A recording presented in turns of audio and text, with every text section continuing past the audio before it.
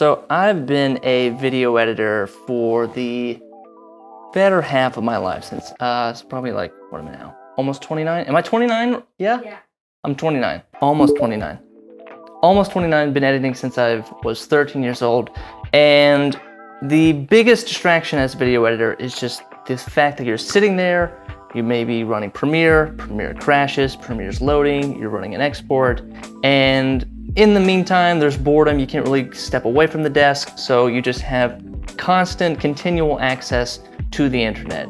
And it's kind of like, and the fact that you have you're on your desktop, it's not like your phone where you just kind of put your phone in a different room and say, okay, yeah, I'm not gonna get on social media. You have to get on the internet sometimes as a video editor.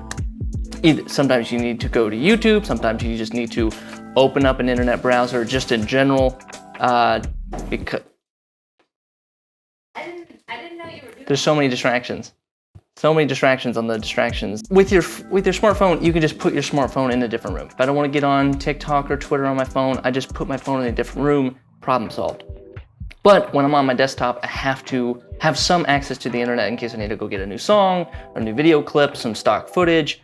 So there is parts of the internet that I should get to, but there's also parts of the internet that I don't want to get to. So in the meantime, when Premiere is loading slow or it crashes, and I just say, hey, in the meantime, let me just go to YouTube real quick and then watch a quick 5-minute video, and then that 5-minute video auto plays to a 12-minute video, and then it auto plays to another 12-minute video, and then here I am on YouTube again. The first solution I tried to solve the distraction issue of staying focused as a video editor was, of course, software. Just put in the software, there's some kind of Firefox plugin or Chrome plugin. But the problem with these softwares is that there are ways around it, or there are ways that since it's not a perfect plugin, you can just say, okay, I want the distraction now, or I want to be distraction-free mode. But then if you still have to be, it's not like the app can be your parent. You still have to be your own parent when you say okay, disable plugin or crack the code to your plugin,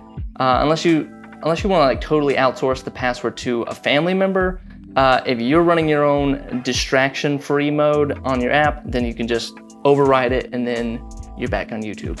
So then another way I try to solve the solution, I would get on my smartphone sometimes. So like I said earlier, I would just put my smartphone in a different room. But then your smartphone goes off, and then you find, or a text goes off, or you get a call through, and now you're having to walk across the room, walk out of the room to go check your phone, and then it defeats the purpose of that distraction of using that method altogether. The next way I tried to solve this was with noise canceling headphones. With noise canceling headphones, I can put myself in my own little world. Outside distractions are off, which basically, silences my cell phone. But with noise canceling headphones, that also made me more in tune with, it's almost like it doubled the effect, or it even worsened the effect. Now I'm listening to a really great podcast and I can't hear the outside world, or now I'm watching a really great YouTube video and I'm totally hooked in because now I'm noise canceled and I can't hear anything else. I was distraction free, but distracted on the wrong things, or focused on the wrong things, I should say. Here's a little solution I came up with, or a little solution that I found that I think you're gonna like. This golden hour light is way too good to waste. Okay, so being a fan of aj&smart and the Google Sprint guys, I have read their books, read several of the books, and I came across the book that I should totally do a book review of it, but the book Make Time, and in there they talk about this little timer, the time timer. So the time timer, it looks like an egg timer, it looks like just a kitchen timer, but what this does is it sets you on the path of productivity. This simple analog solution for me was the way that I've cracked the code, at least for myself, when it comes to productivity as a video editor. You're familiar with the Pomodoro timer effect, work for 25 minutes, take 5 minutes off. And what this does, it sets a certain limit. This is, okay, Jordan, all you have to do is just focus for 25 minutes, set the timer to 25, and work. And then when you're done working, then you go and take a 5-minute break. And the nice part about it, it sets a balance. So the balance, like I've said in previous videos, creatively you're squeezing that sponge really tight, and then you kind of let it breathe. So for 25 minutes straight, 25 minutes, that's an easy ask, I'd say. Can you be focused for 25 minutes? Yes. Squeeze the sponge for 25 minutes, let the timer go off. And the rules you have to set with yourself, even though it's an analog solution, that you have to stay focused for 25 minutes. No going to other, no going, during your break, you can go to YouTube. During your break, you can go check Twitter. You can go check your phone. You can go walk around and go get a cup of coffee, whatever you want to do. But for that 25 minutes, you're stuck in the chair, you're focused, you're aimed at exactly what you want to do. And the 25 minutes seems to fly by. Okay. So the flip side of all this is that once you're done focusing on that 25-minute break, you then take a 5-minute break.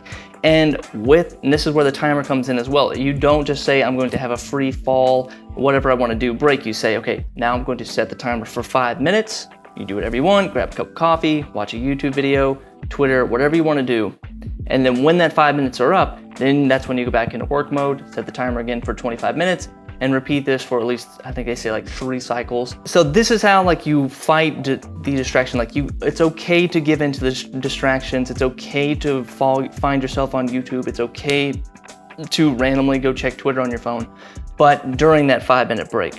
So you're like, you have to promise yourself that you will stay focused during the 25 minutes, and then during the 5 minutes, you can free fall, whatever you want to do, let it all happen, take the biggest, nicest break you can within that 5-minute section, and then get back to work for 25 minutes. Okay, so the next question I have on here is, do you have to use this clock specifically? Now, this clock is really great because it gives you kind of a nice visual feedback with that red slice, that kind of red pie chart of the timer. You can kind of see how much time you have left without it's, quickly glance, get back to work. Do you have to use this clock specifically? No, I'll link it in the show notes if you want to buy it on Amazon, but I've tried there's just something about an analog version of it. So if you are thinking about alternatives, if you're thinking about getting another product or some kind of other timer of some sort, I would try to keep it in the analog world as much as possible. I did try to use my phone, but with using your phone and you saying like, okay, I'm gonna set a timer on here, again, you're using your phone, which means it's just this black hole that just can suck you in. You're starting out with good intentions. Okay, yeah, I'm checking my phone, I'm setting the timer, but then the next thing you know, now you're on other apps. And it's just like, to avoid that, I would just say like, don't use your phone as a timer. Yeah, just all in all, try to find some analog solution. So with that, you can use the time timer specific brand, or you can go get some regular kitchen timer or some egg timer, like some, the old school one. The only problem is, like, are you okay with like the beeping and the ringing? So if that doesn't bother you, then go for it. But yeah, like that's kind of it. Like, do I feel dumb for paying $20 for a timer, a clock timer? Yeah, kind of. Has it paid for itself? Handsomely? Yes, 100%. Leave this in the comments. Like, what has been your journey with distractions? I want to know what the problems you're facing with your distractions and like what you see as a solution. So leave it in the comments and let me know. Is this video life-changing? Is this video going to change the way you run your life? Maybe, maybe not. Is this a small little something you can spend $20 on and it could possibly have huge exponential outcomes? Possibly. So thanks for watching, guys. My name is Jordan Anderson, and I'll see you on the next one.